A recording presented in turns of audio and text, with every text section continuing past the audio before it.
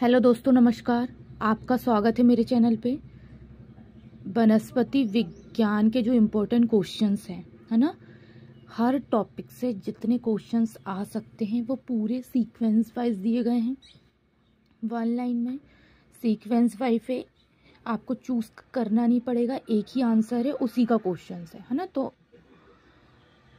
देख लेते हैं कि किस तरीके के, ऐसे मैंने फिजिक्स केमिस्ट्री पढ़ाती हूँ, है ना।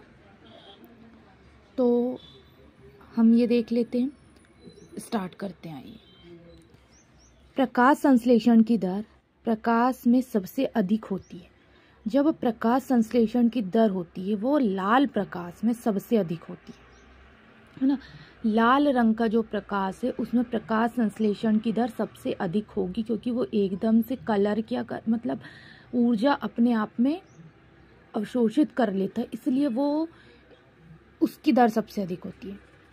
चाय में थीन होता है, एक एल्कोलाइड है ना, वो चाय में थीन नाम का होता है और कॉफ़ी में कैफीन नाम का होता है। एल्कोलाइड ये पाया जाता है। चाय में थीन, कॉफ़ी में कैफीन। क्लोरोफिल में Mg धातु पाई जाती है। क्लोरोफिल में जो होती है वो Mg धातु पाई जाती है। जब जल का निर्माण अंडाशय से ना होकर फूल के किसी अन्य भाग से होता है तो उसे असत्य फल कहते हैं। देखो, फूल में जो अंडाशय होता है, किसी भी फल में जो निर्माण होता है उसका अंडाशय का, वो उसके फूल के भाग से होता है। फूल से ही मतलब कली से ऐसे अपनी वो अवस्था में आता है ना, तो उसको बोलते हैं, उसका भाग होता है तो वो ठीक है। और अगर फूल से नहीं हुआ, कोई और अन्य जगह से हुआ, तो वो असत्य फल कहलाता है। लेकिन जिस फल का निर्माण केवल अंडाशय द्वारा होता है वो कहलाता है सत्य फल। मतलब जनन अंग अगर माना जाए तो फूल ही कहलाता है। देखो, कली छोटी से फिर बड़ी होती, फिर बड़ी होती, फिर फूल बनता, यही उसकी प्रोसेस है ना। सेब, कटहल, नाशपाती एक असत्य फल है। क्यों? क्योंकि इनका अंडाशय से ना होके फूल की किसी अन्य भाग से होता है। मतलब कली से ना होके, अमाशय वही है कली, उससे ना होके किसी और अन्य भाग से होता है, उसको बोलते हैं असत्य फल। जैसे सेब, कटहल और नाशपाती। प्रकाश संश्लेषण की दर बैंगनी प्रकाश में सबसे कम होती है ना। लाल रंग एकदम से एब्जॉर्ब करता है प्रकाश को, अवशोषित करता है, तो इसमें दर अधिक होती है। लेकिन बैंगनी प्रकाश में प्रकाश संश्लेषण की दर कम होती है।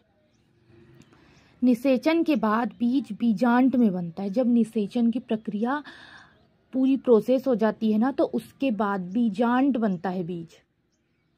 नारियल में प्रकीर्णन पानी द्वारा होता है। देखो, नारियल के अंदर पानी रहता है ना, तो उसका जो भी प्रकीर्णन होता है वो उसके पानी ही द्वारा होता है, मतलब जड़ से लेके फल तक।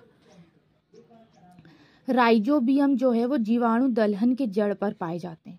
जो भी राइजोबियम नाम के जीवाणु हैं, वो जितने भी जीवाणु हैं वो दलहन, है ना, दलहन जैसे भी पौधे, जो भी हो दलहनी पौधे, उसकी जड़ों में पाए जाते हैं राइजोबियम। खीरा में नर और मादा फूल अलग अलग होता है। जो हमारा खीरा होता है ना, ककड़ी बोलते हैं जिसको, आप इसको खाया जाता है, वो उसमें नर और मादा फूल जो होते हैं वो अलग अलग होते हैं।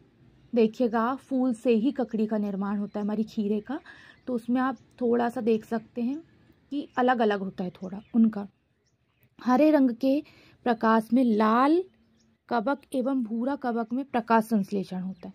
जो हरे रंग के प्रकाश होता है उसमें लाल कवक और भूरा कवक में प्रकाश संश्लेषण होता है। प्रकाश संश्लेषण की क्रिया में ऑक्सीजन पानी से निकलता है।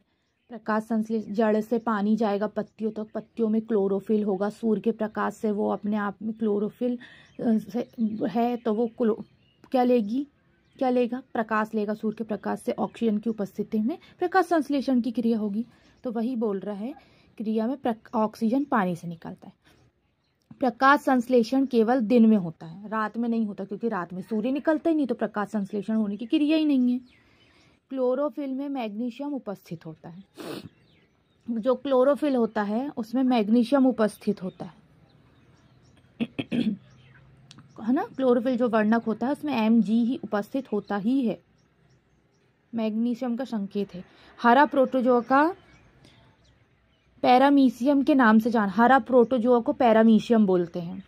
एक जलीय पौधे को हाइड्रोफाइट बोलते हैं। जो एक जलीय पौधे होते हैं ना, जल में तो रहते हैं लेकिन एक जलीय पौधे कहलाते हैं, उनको हाइड्रोफाइट बोलते हैं।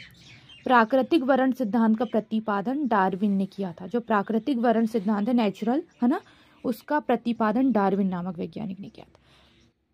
अग्नि नीरजा रोग सेब से संबंधित है। मतलब सेब में होता है अग्नि नीरजा रोग, वो जो अंदर से लाल हो जाते हैं, है ना, जिनको हम बोलते हैं ये खराब हो गए, वही रोग कहलाता है अग्नि नीरजा रोग। तने की वृद्धि दर सही रूप से नापने के लिए ऑक्जेनोमीटर का प्रयोग किया जाता है। जब हम तने की वृद्धि दर नापते हैं तो उसको सही रूप से नापने के लिए हम ऑक्जेनोमीटर का प्रयोग करते हैं। ऑक्सीजन एक पादप हार्मोन है। ऑक्सीन जो है वो एक पादप हार्मोन है। प्रकाश संश्लेषण का प्रथम स्थिर यौगिक फास्फोग्लिसरीन अम्ल है। जो प्रकाश संश्लेषण है उसका प्रथम स्थिर यौगिक जो है वो फास्फोग्लिसरीन अम्ल होता है। पौधे में बाष्पोत्सर्जन की क्रिया पत्ती में होती है।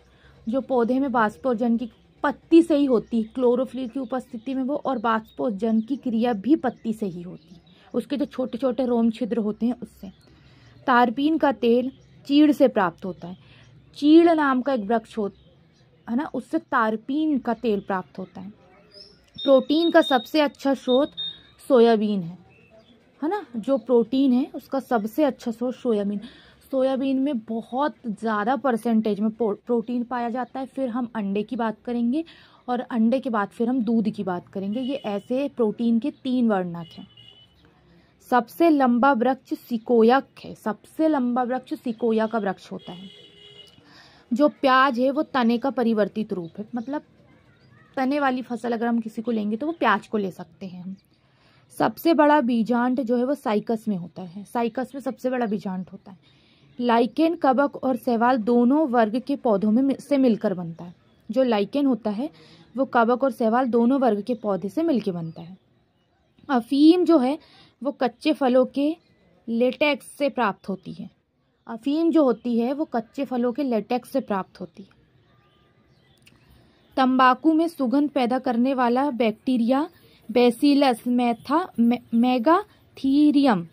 जो तंबाकू में सुगंध आती है ना, वो उसका कारण ये है कि उसमें बैक्टीरिया बैसिलस है ना, मेगाथीरियम पाया जाता है, इसलिए तंबाकू में सुगंध आती है।